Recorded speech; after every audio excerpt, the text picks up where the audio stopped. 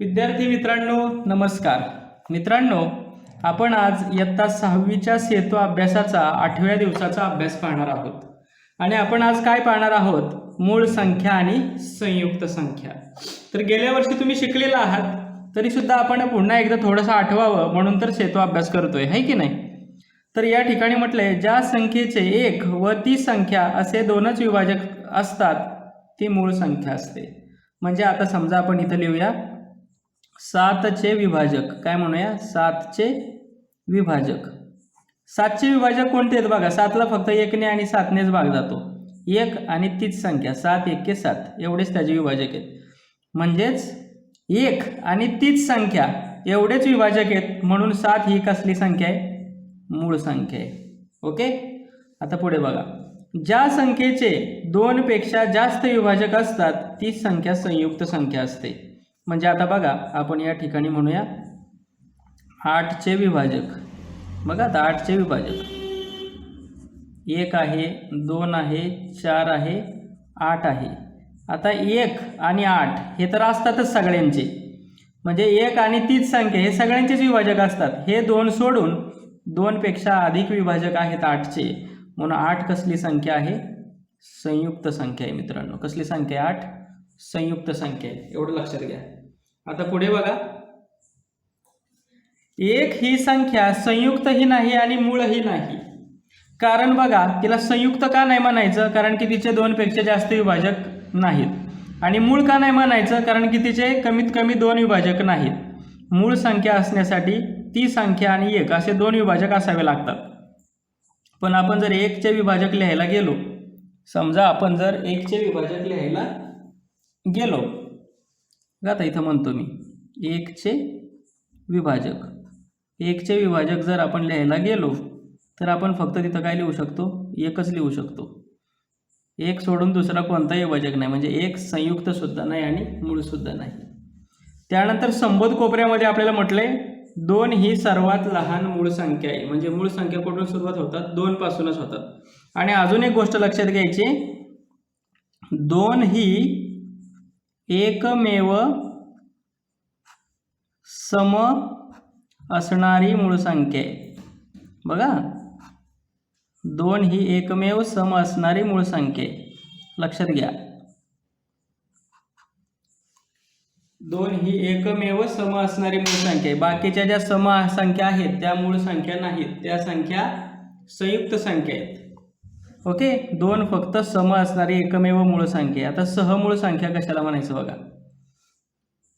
दिलेल्या 2 संख्यांमध्ये फक्त 1 हा एकच विभाजक सामायिक असणाऱ्या 2 संख्यांना सहमूळ संख्या असं म्हणतात। म्हणजे 2 संख्यांचे आपण विभाजक लिहिले आपण, आणि त्यांचे जर सामायिक विभाजक लिहायचं झालं तर फक्त 1 हीच एक सामायिक विभाजक येतो, त्याला म्हणायचं सहमूळ संख्या। आता कसं बघा, इथं आपल्याला संख्या दिलेल्या आहेत 10 आणि 21।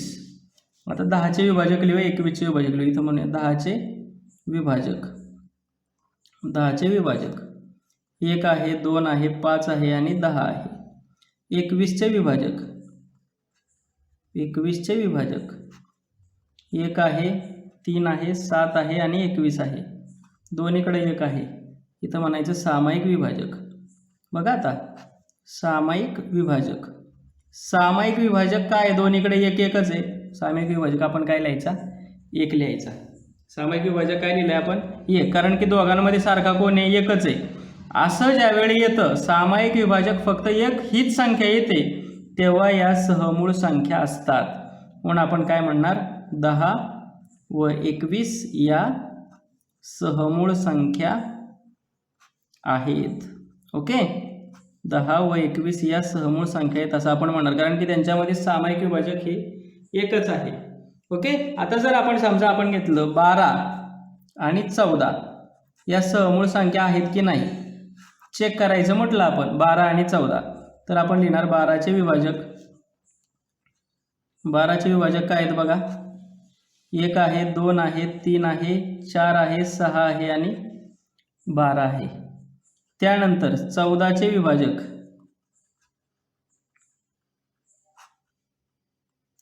1 आहे, 2 आहे, 7 आहे आणि 14 आहे. आता सामायिक विभाजक लिहूया आपण. सामायिक विभाजक बघा आता काय आहेत. 1 आहे दोन्हीकडं म्हणून 1, अजून 2 आहे दोन्हीकडं, आहे की नाही, दोघांमध्ये समान असणारा. सामायिक विभाजक 1 व्यतिरिक्त अजून दुसरा नंबर आहे, अजून दुसरी संख्या आहे, म्हणून या सहमूळ संख्या नाहीत. फक्त एकच आला पाहिजे सामायिक, तर त्याला म्हणजे सहमूळ संख्या. मग इथं आपण म्हणू शकतो 12 व 14 या सहमूळ संख्या नाहीत. या सहमूळ संख्या नाहीत असं आपण म्हणायचं. ओके. आता पुढे बघा काय म्हटले बघा. आता मूळ संख्या आणि संयुक्त संख्या शोधायची. आता इकडे बघा खालील तक्त्यात 2 ते 10 पर्यंतच्या मूळ व संयुक्त संख्या दिल्या आहेत. त्या काळजीपूर्वक पहा. 2 ते 10 पर्यंत 4 मूळ संख्या आहेत. तर आता बघा इथं संख्या म्हणलंय, इथं विभाजक आहेत आणि तिथं म्हणलंय मूळ संख्या आहे का संयुक्त संख्या आहे. तर आता बघा या ठिकाणी 2चे विभाजक काय आहेत, फक्त 2 आणि 1च आहे, म्हणजे ही मूळ संख्या आहे. 3चे विभाजक सुद्धा 3 आणि 1, 3 1 3, ही मूळ संख्या. आता 4चे विभाजक 4 आणि 1 व्यतिरिक्त 2 ही संख्या आहे, म्हणजे 2 पेक्षा जास्त विभाजक आहेत तिचे, म्हणजे ती संयुक्त संख्या आहे. 5चे विभाजक फक्त 5 आणि 1च, म्हणून ही मूळ संख्या. 6चे विभाजक 1 2 3 6, 2 संख्यांपेक्षा जास्त, म्हणजे ही संयुक्त संख्या. 7चे विभाजक 7 आणि 1च, म्हणजे ही मूळ संख्या. 8चे विभाजक 2पेक्षा जास्त, म्हणजे 8 ही संयुक्त संख्या. आता 9 पाहूया.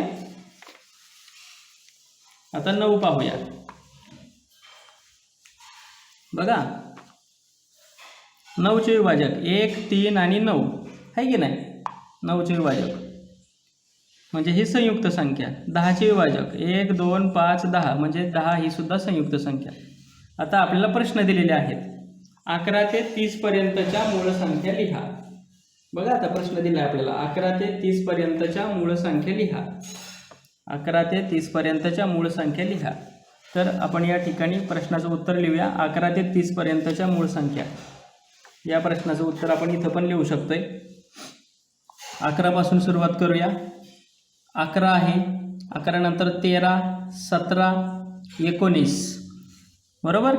20 नाही, 21 नाही, 22 नाही, 23 आहे, 24 नाही, 25 नाही, 26 नाही, 27 नाही, 28 नाही, 29 आहे.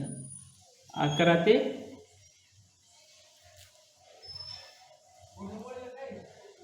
11 13 17 19 23 29 या 11 पासून 30 पर्यंतच्या मूळ संख्या आहेत. आता आपल्याला पुढचा प्रश्न विचारला 1 ते 50 पर्यंत किती मूळ संख्या आहेत ते शोधून लिहा. तर 1 पासून 50 पर्यंत किती मूळ संख्या आहेत बघा. आता आपण लिहूया इथं आणि नंतर संख्या मोजूया. 2 आहे, 3 आहे, 5 आहे, 7 आहे, त्यानंतर 11 आहे, 13 आहे, 17 आहे, 19 आहे, 23 आहे, 29 आहे, त्यानंतर 31 आहे, 32 नाही, 33 नाही, 34 नाही, 35 नाही, 36 नाही, 37 आहे, 38 नाही, 39 नाही, 40 नाही, 41 आहे, 43 आहे आणि 47 आहे. किती संख्या आहेत बघा. 1 2 3 4 5 6 7 8 9 10 11 12 13 14 15.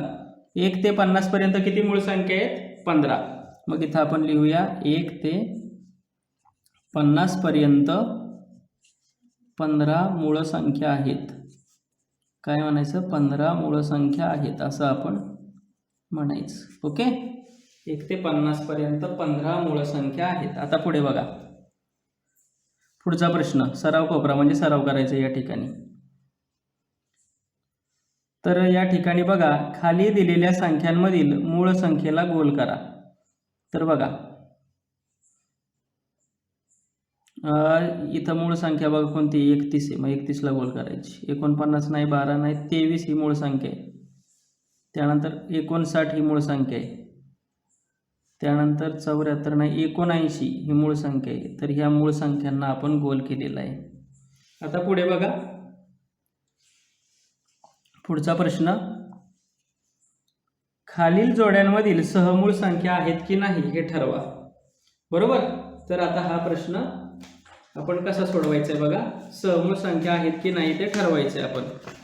त्यांच्यामध्ये सामायिक विभाजक एकच ही संख्या येत असेल, सामायिक विभाजक फक्त एकच संख्या येत असेल तर त्या सहमूळ संख्या असतात, नाहीतर नसतात. 14 आणि 21, मग इथं म्हणूया आपण 14चे विभाजक आणि इथं म्हणूया 21चे विभाजक. हे असं सोडवायचं बरं का वहीमध्ये तुम्ही. 21चे विभाजक आणि इथं लिहायचे आपल्याला सामायिक विभाजक. ओके. आणि इथं म्हणायचं सहमूळ संख्या. ओके. आहेत की नाही ते शेवटी लिहूया आपण. 14चे विभाजक आहेत 1, 2, 7 आणि 14. 21चे विभाजक आहेत 1, 3, 7 आणि 21. सामायिक विभाजक बघा काय आहेत. 1 आहे 2 इकडे 1 आणि 7 आहे 2 इकडे 7. सामायिक विभाजक 1 सोडून इतर संख्या आहेत, म्हणजे या सहमूळ संख्या नाहीत, या सहमूळ संख्या नाहीत. कळलं? आता पुढचा दुसरा प्रश्न दिलाय आपल्याला 13 आणि 17. बरोबर. मग 13चे विभाजक, 13चे विभाजक 13चे विभाजक किती येते? 1 आणि 13, ती मूळ संख्याचे. आणि काय म्हटले? 17. 17चे विभाजक, 17चे विभाजक 1 आणि 17. सामायिक, आता मी इथं फक्त सामा म्हणतो आणि विभा म्हणतो. ओके. सामायिक विभाजक फक्त 1 आहे, फक्त एकच सामायिक विभाजक आला तर सहमूळ संख्या असतात, सहमूळ संख्या आहेत. ओके. असं लिहायचं. तर पुढच्या संख्या कोणत्या दिल्यात आपल्याला बघा. 10 आणि 30. बघा तिसरा प्रश्न. 10 आणि 30. 10चे विभाजक 1, 2, 5 आणि 10. 30चे विभाजक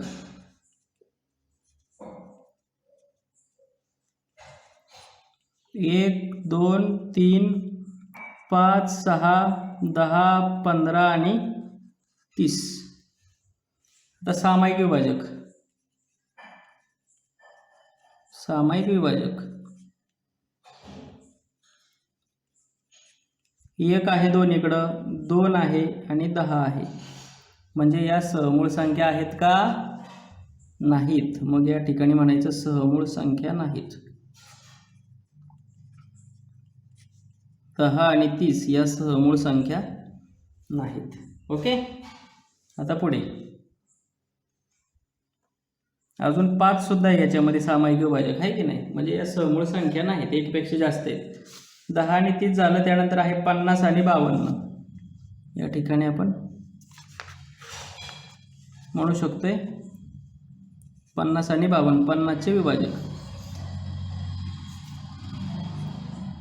1 आहे, 2 आहे, 5 आहे, 10 आहे, 25 आहे, 50 आहे. तर 52चे विभाजक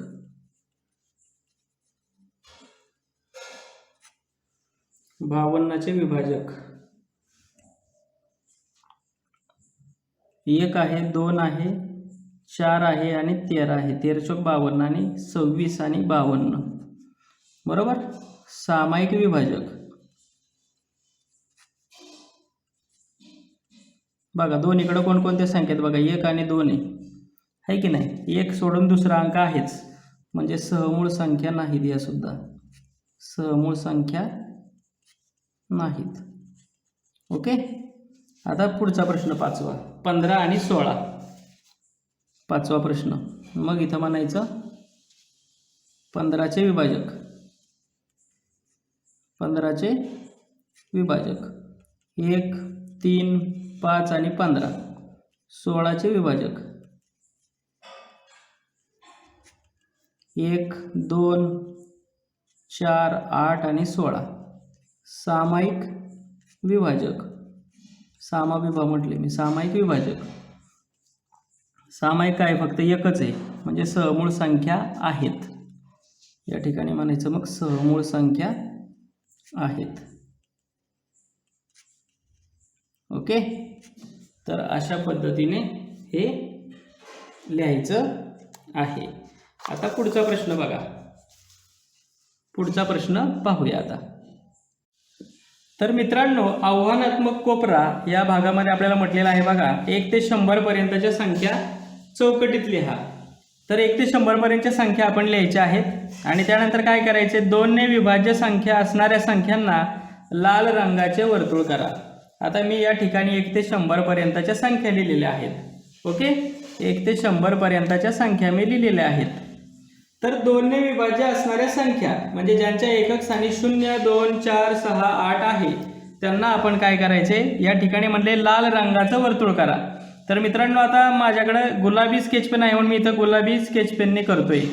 आता पहिल्यांदा एकक स्थानी 0 असणाऱ्या संख्यांना आपण काय करूया, गोल करूया, म्हणजे त्यांना 2 ने भाग जातोच आहे का. 10, 20, 30 या संख्यांना 2 ने भाग जातोय आहे की नाही. ओके, बघा अजून एकक स्थानी 2 असणाऱ्या या संख्यांना 2 ने भाग जातोय. एकक स्थानी ज्यांच्या 2 आहे त्यांना. त्यानंतर एकक स्थानी 4 आहे अशा संख्या, या संख्या 2 ने विभाज्य आहेत. 2 ने यांना भागलं की बाकी 0 उरणार आहे. त्यानंतर एकक स्थानी 6 असणाऱ्या. ओके, बघा त्यानंतर एकक स्थानी 8 असणाऱ्या. तर आपण हे एकक ह्या संख्यांना काय केलेलं आहे, गोल केलेलं आहे. या संख्यांना 2 ने भाग जातो. पुढं काय म्हटले, 5 ने विभाज्य असणाऱ्या संख्यांना निळ्या रंगाची चौकट करा. आता एखादी संख्या 5 ने केव्हा विभाज्य असते, 5 ने केव्हा विभाज्य असते एखादी संख्या, जेव्हा तिच्या एकक स्थानी 0 किंवा 5 असते. तर अशा संख्यांना आपल्याला निळ्या रंगाची चौकट करायची असते. आता बघा, निळ्या रंगाची चौकट या ठिकाणी आपण करूया. त्यांना एकक स्थानी 0 आहे बघा, या संख्येला 5 ने भाग जातोय. एकक स्थानी 0 आहे यांच्या. ओके, निळ्या रंगाची चौकट, या संख्यांना 5 ने भाग जातोय कारण की त्यांच्या एकक स्थानी 0 आहे. अजून काय असावं लागतं, एकक स्थानी 5. बघा एकक स्थानी इथं 5 आहे, इथं 5 आहे, इथं 5 आहे, इथं 5 आहे एकक स्थानी, इथं 5 आहे एकक स्थानी, इथं 5 आहे, इथं 5 आहे एकक स्थानी, इथं 5 आहे आणि 95च्या एकक स्थानी 5 आहे. एकक स्थानी 5 असणाऱ्या संख्यांना 5 ने भाग जातो, त्याला आपण निळ्या रंगाची चौकट केलेली आहे. ओके, आता काय करायचं मित्रांनो, तुम्ही आता काय करायचं आहे, आपण पुढचा प्रश्न वाचायचा आहे. तर पुढचा प्रश्न काय आहे बघा, पुढचा प्रश्न आहे 1 ते 100 मधील मूळ संख्यांना वर्तुळ करून काट मारा. मूळ संख्यांना वर्तुळ करायचं आणि काट मारायची. बघा इथं 2 आहे, वर्तुळ केलं काट मारली. 3 मूळ संख्या आहे, वर्तुळ केलं काट मारली. 5 मूळ संख्या आहे, वर्तुळ केलं काट मारली. 7 मूळ संख्या आहे, वर्तुळ केलं काट मारली. 11 मूळ संख्या आहे, वर्तुळ केलं काट मारली. 13 मूळ संख्या आहे, वर्तुळ केलं काट मारली. 17 मूळ संख्या आहे, वर्तुळ केलं काट मारली. 19 मूळ संख्या आहे, वर्तुळ केलं काट मारली. 23 मूळ संख्या आहे, वर्तुळ केलं काट मारली. त्यानंतर 29 मूळ संख्या आहे, वर्तुळ केलं काट मारली. बरोबर. 31 मूळ संख्या आहे, वर्तुळ केलं काट मारली. 33 नाही, 37 मूळ संख्या आहे, वर्तुळ केलं काट मारली. 41 मूळ संख्या आहे, वर्तुळ केलं काट मारली. 43 वर्तुळ केलं काट मारली. 47 वर्तुळ केलं काट मारली. 53 मूळ संख्या, वर्तुळ केलं काट मारली. 59 वर्तुळ केलं काट मारली. 61 मूळ संख्या आहे, वर्तुळ केलं काट मारली.